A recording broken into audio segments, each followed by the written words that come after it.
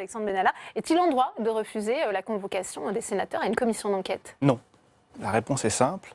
La convocation de qui que ce soit à une commission d'enquête qui est créée n'est pas possible. L'ordonnance du 17 novembre 1958 est très claire à ce sujet.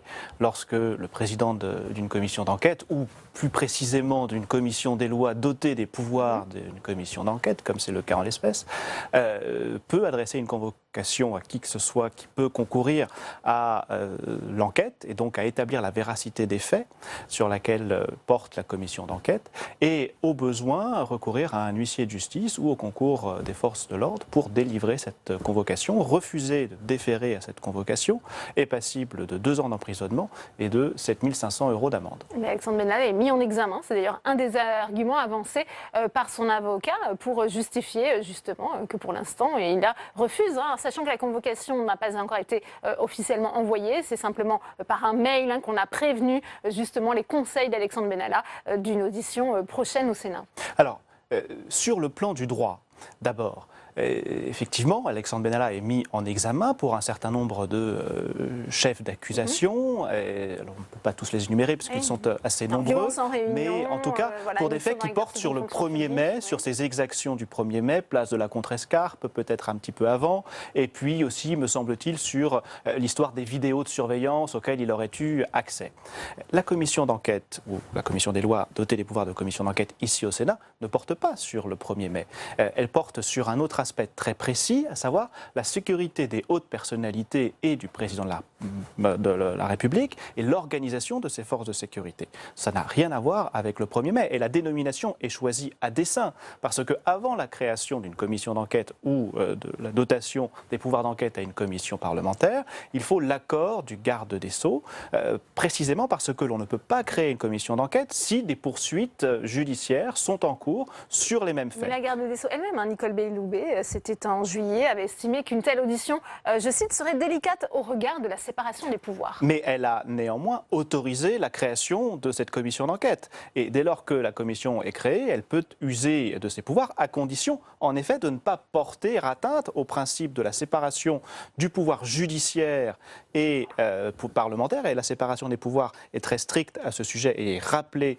par l'ordonnance de 58, mais seulement concernant le pouvoir judiciaire. Mais encore une fois, si la commission d'enquête du Sénat souhaite entendre Alexandre Benalla, alors je ne suis ni dans la tête du président Bas, ni dans la tête du rapporteur Jean-Jacques Hyest. Par l'AFP, Philippe Bas a bien déclaré effectivement que les sénateurs entendront Alexandre Benalla très prochainement. Mais sur quel objet, sur quel sujet précisément, je ne crois pas que ce soit sur les faits pour lesquels il fait l'objet de poursuites judiciaires, donc pour ce qu'il a pu commettre le 1er mai, mais bien sur l'organisation du service de sécurité de la présidence de la République. Et c'est dans le cadre d'ailleurs que se déroulent toutes les auditions de la commission d'enquête du Sénat depuis qu'elle a été créée, donc celles qui ont eu lieu avant la trêve estivale du mois d'août et celles qui reprendront, je crois, dès cette semaine et qui se poursuivront la semaine prochaine. Ça a été rappelé effectivement par les sénateurs. Cette commission d'enquête, ce n'est pas une juridiction.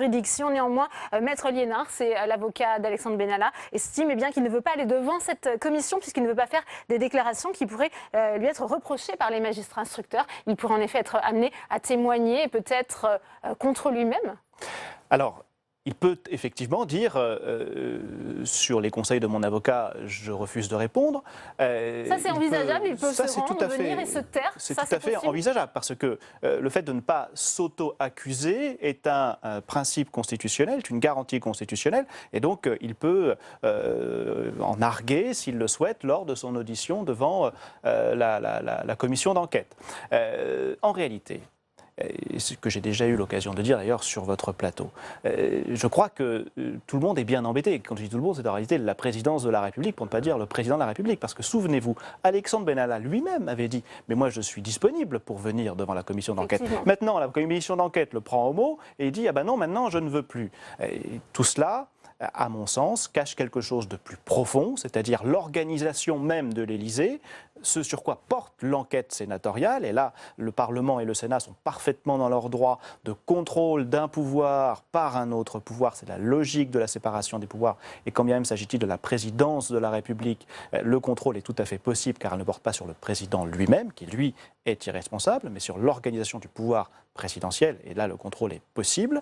Et évidemment, l'Élysée l'Élysée cherche par tout moyen à essayer de minimiser les fuites. La question qui se pose, c'est de savoir est-ce que Alexandre Benalla a véritablement été sanctionné? Est-ce que tout cela n'a pas été monté de toutes pièces?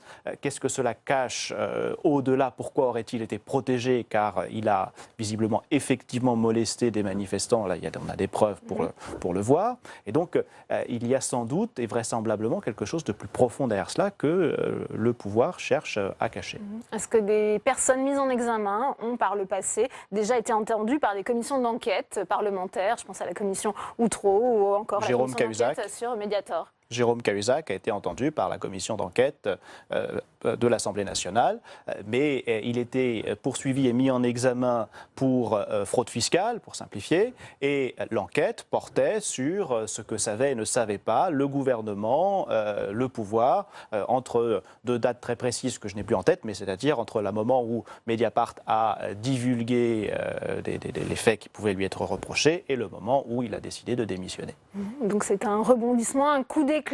Comment analysez-vous justement ce refus d'Alexandre Benalla? Oui, c'est de se présenter, en tous les cas, d'annoncer que s'il était convoqué, il ne se présentera pas. C'est un coup d'éclat. Ce n'est pas encore un coup d'État, mais ce qui était initialement une affaire d'été virant à l'affaire d'État pourrait devenir maintenant une affaire d'automne, parce qu'on voit que ça se poursuit dans le temps, et je l'analyse par ce que cache cette affaire Benalla. Je n'ai aucune information à cet égard et je ne fais que m'interroger, je pense, comme tous ceux qui nous regardent et qui nous écoutent et comme l'ensemble des Français qui se demandent mais pourquoi est-ce qu'il y a autant de bruit pour quelqu'un qui visiblement n'avait pas tant de pouvoir que cela, si l'on en croit la présidence de la République, qui cherche à minimiser autant que possible les pouvoirs et les compétences et les attributions de M. Benalla, mais visiblement, dès qu'il s'agit de le faire intervenir, de l'auditionner ou d'enquêter sur tout ce que cette affaire pourrait révéler, on essaye de se cacher derrière le secret d'État, la séparation des pouvoirs, alors même que tout cela n'a pas vocation à s'appliquer. Jean-Philippe Desrosiers, je le disais, les auditions des sénateurs reprennent dès demain, justement avec le chef de cabinet d'Emmanuel Macron, alors que la commission d'enquête s'est arrêtée à l'Assemblée nationale. Ça, c'est une bonne nouvelle pour la démocratie, que ça continue ici au Sénat? Oui, c'est une bonne nouvelle pour la démocratie. Alors, la commission d'enquête à l'Assemblée nationale, elle s'est arrêtée pour des raisons politiques, mais elle se serait arrêtée également pour des raisons de droit, parce que l'attribution des pouvoirs d'enquête avait été attribuée à l'Assemblée nationale pour une durée moindre que celle pour laquelle elle a été attribuée au Sénat, la durée maximale de 6 mois. Et donc, les pouvoirs de l'Assemblée nationale, je crois que ça avait été pour 1 mois, donc fin août, ça se serait terminé. Au Sénat, on peut en avoir jusqu'au mois de février, c'est-à-dire le mois de juillet, plus 6 mois. Et c'était une excellente chose pour la démocratie, parce que le jeu de la démocratie, c'est précisément la transparence. Pour cette transparence, il y a le contrôle, qui est inhérent à la séparation des pouvoirs, comme on l'a dit. La séparation des pouvoirs, ce n'est pas l'isolation des pouvoirs, mais bien le fait qu'un pouvoir, une institution, ici le pouvoir parlementaire, législatif, le Sénat, puisse contrôler un autre pouvoir, une autre institution, le pouvoir présidentiel et l'Élysée.